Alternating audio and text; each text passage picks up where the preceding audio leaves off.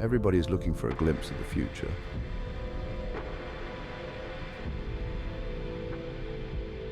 The future, a time of shimmering skyscrapers that kissed the clouds. Flying vehicles zipped through the air, their metallic bodies glinting in the synthetic sun. Technology had painted a world of dazzling wonders, a testament to the human thirst for progress. Yet beneath the gleaming surface, a shadow lingered. Society, fractured and divided, seemed unable to bridge the chasm between its advancements and its soul. People lived in glittering cages of their own making.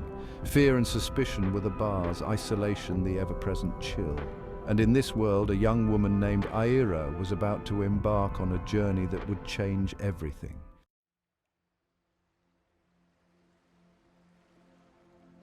Aira. Her name, a whisper of wind, a breath of fresh air in the sterile confines of the scientific institutes where she excelled. A brilliant scientist, she moved through the world of logic and data with an insatiable curiosity. But Aira was different. While her peers focused on dissecting the external world, Aira was drawn inwards, fascinated by the enigma of consciousness. She spent countless hours in state-of-the-art laboratories, her mind a whirlwind of equations and theories. Aira's intuition whispered that the answers lay not in dissecting the universe, but in understanding the mind that perceived it.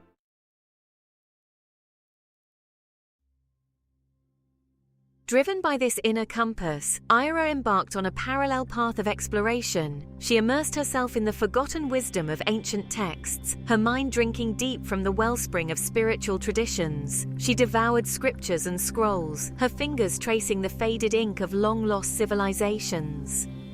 The words spoke of interconnectedness, of a universal energy that flowed through all things.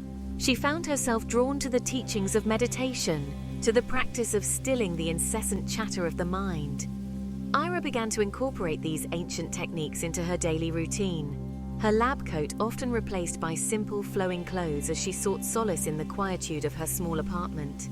In that moment, Aira experienced a truth that would change the course of her life and the destiny of her world.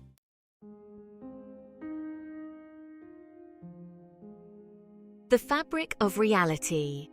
Aira delved deeper into this newfound understanding, her scientific mind seeking to reconcile this mystical experience with the laws of physics she had dedicated her life to studying.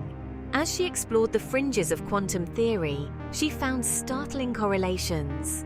The idea of an observer-dependent universe, where the act of observation influenced the behavior of particles, resonated deeply with her own experience. Could it be, she wondered, that the ancient mystics and the pioneers of modern science were converging on the same truth?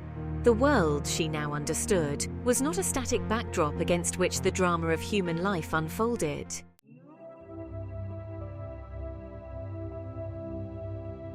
A new purpose bloomed within Aira's heart, as vibrant and full of life as a flower pushing through the barren earth. She had been given a glimpse behind the veil of illusion, a taste of the infinite potential that lay dormant within herself and every human being. And with this knowledge came a profound responsibility to explore the depths of this power, not for personal gain, but for the betterment of all. She began tentatively, focusing her intention on small acts of creation. A wilted flower on her balcony bloomed anew, its petals vibrant with color. These were just the first hesitant steps of a child learning to walk.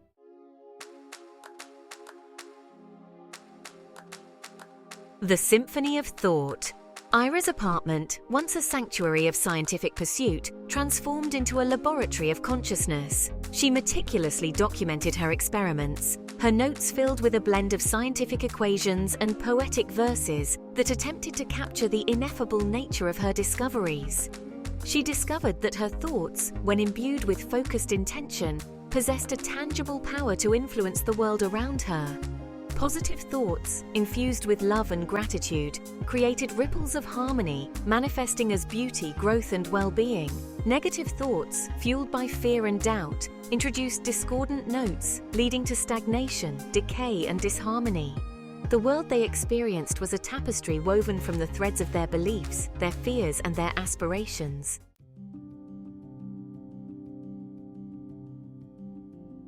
With growing confidence, I expanded my experiments beyond the confines of my apartment.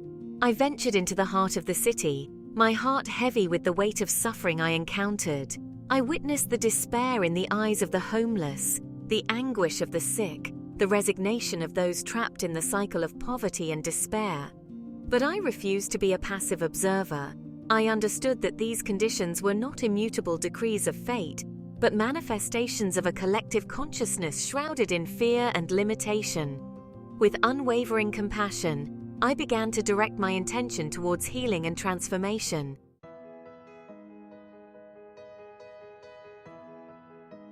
My efforts did not go unnoticed. At first, people dismissed me as an eccentric idealist, my abilities attributed to trickery or delusion.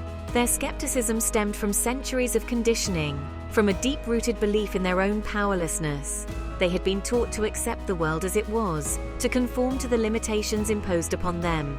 But my presence, my unwavering belief in the inherent goodness and potential of humanity, began to chip away at the walls they had erected around their hearts.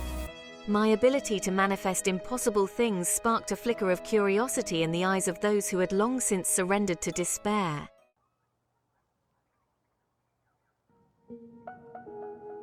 Filled with the incandescent joy of my discovery, I approached my colleagues at the Institute.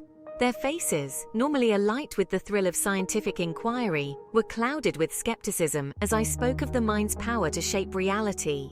They listened patiently, their expressions a mixture of amusement and concern. These were men and women who had dedicated their lives to unraveling the mysteries of the universe through the lens of logic and empirical data. My claims to them bordered on the fantastical, a breach of the very principles upon which their world was built. Aira, Professor Chen, my mentor and a renowned physicist, said gently, "Your work in quantum mechanics has been groundbreaking, but this notion of thought influencing reality, it smacks of mysticism, of ancient superstition. The scientific method demands evidence, rigorous testing, not leaps of faith."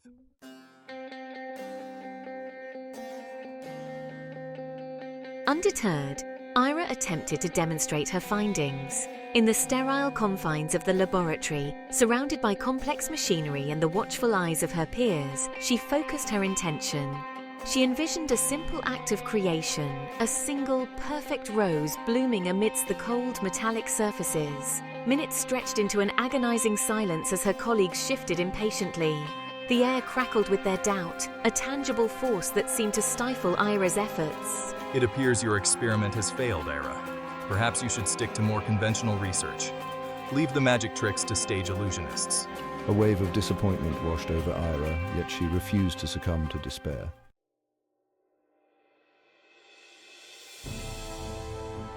Aira understood that words alone were not enough to sway them.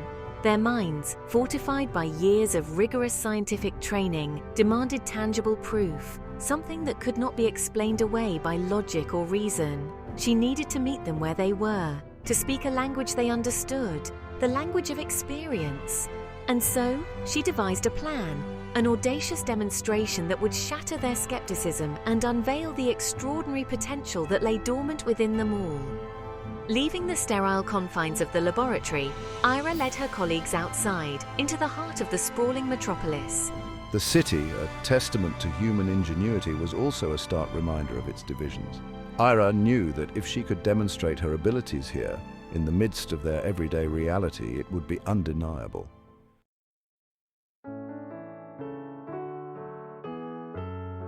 The transformation wasn't limited to the physical environment. As I held my focus, a palpable shift occurred in the atmosphere.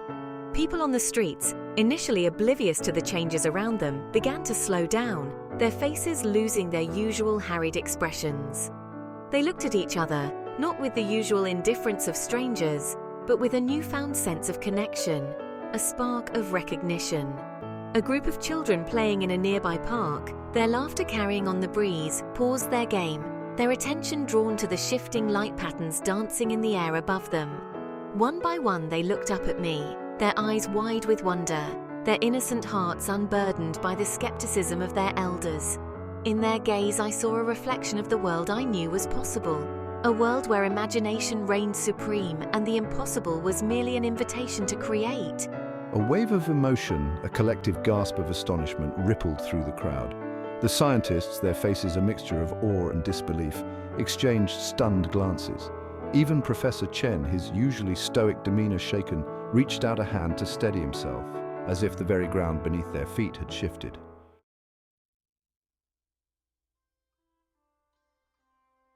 Aira, sensing the shift in awareness, gently lowered her hands. The city, bathed in a warm ethereal light, seemed to pulsate with newfound vitality. But more importantly, the people within it had changed. Their eyes, once clouded with indifference or despair, now sparkled with curiosity, with a newfound sense of hope. The walls they had erected around their hearts, the barriers of disbelief that had kept them separate, had begun to crumble. You see, the world is not fixed, immutable.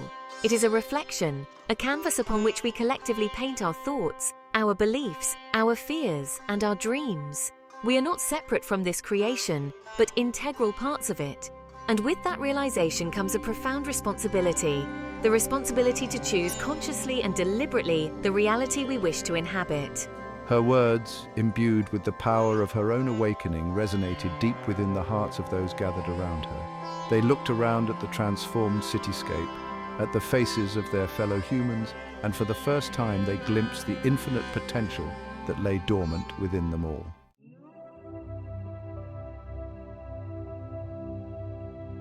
The city, once a symbol of human division and striving, had become a testament to their interconnectedness. The transformation Aira had initiated went beyond the shifting facades and vibrant colors. It touched the very core of their being. As the crowd dispersed, their faces alight with newfound understanding, they carried within them a seed of Aira's truth. The world, they now realized, was not a fixed entity, but a reflection of their collective consciousness, a shared dream they had the power to shape. The news of the city's transformation spread like wildfire, carried on whispers of awe and disbelief. People from far and wide flocked to witness the evidence with their own eyes. What they found wasn't simply a change in scenery, but a palpable shift in the atmosphere. The air buzzed with a newfound energy, a tangible sense of possibility. The laughter of children seemed to echo with a purer joy. The conversations of strangers carried a newfound openness, a willingness to connect beyond the superficial. Aira, thrust into the role of reluctant leader, found herself at the heart of a burgeoning movement. People, hungry for change, yearning for a world that reflected their innate goodness, gravitated towards her message of hope and empowerment. She shared her insights not as dogma, but as an invitation to question their deeply held beliefs, to explore the vast untapped potential that lay dormant within them all.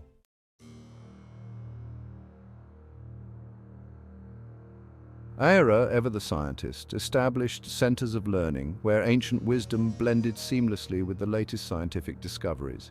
Meditation halls sat alongside laboratories where the study of quantum physics intertwined with the exploration of consciousness. Artists, inspired by the city's transformation, created works of breathtaking beauty, their canvases bursting with color and light, reflecting the newfound vibrancy of the world around them.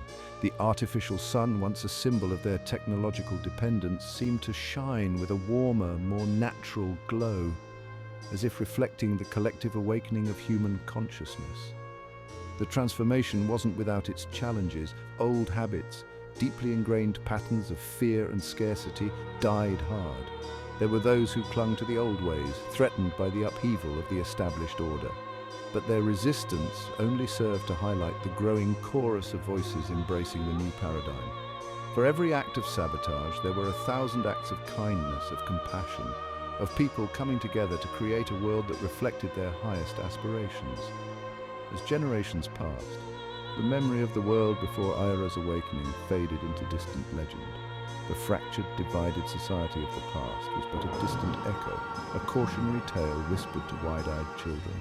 The world they now inhabited was a testament to the creative power of the human spirit, a vibrant tapestry woven from the threads of their collective dreams. The universe, once perceived as a cold, indifferent void, had revealed itself to be a canvas of infinite potential, responding to their every thought, their every intention. And so the legacy of Aira, the young scientist who dared to look within, lived on, not in monuments of stone or metal, but in the hearts and minds of every being who embraced their birthright. The birthright to create, to love, to dream, and to shape a reality that reflected the infinite beauty and wonder of the universe within. And so the journey continues. The legacy of light, born from the courage of one, has become the beacon for many. In every corner of this transformed world, the seeds of possibility have taken root, blossoming into a garden of endless potential. The whispers of ancient wisdom have become the symphony of a new age, where science and spirituality dance in harmonious unity. The city, once a testament to human ingenuity, now stands as a living organism, pulsating with the rhythm of a collective heart. It is a place where dreams are not just imagined, but lived, where every individual in their unique way contributes to the ever-evolving masterpiece of reality. As the artificial sun sets, casting a golden hue over the skyline, it is a reminder that this is just the beginning. The horizon, though eternal, is but a canvas for the next chapter of human evolution. The journey inward, the quest for understanding and unity, continues with each passing day. In this world where the boundaries of the possible have been expanded, there is a quiet yet profound knowing that the true power lies within. The power to create, to transform, and to awaken to the infinite beauty that resides in every heart. This story acts as a reminder of the ongoing journey and the limitless potential that lies ahead. Remember to follow us or subscribe to The Waking Reality.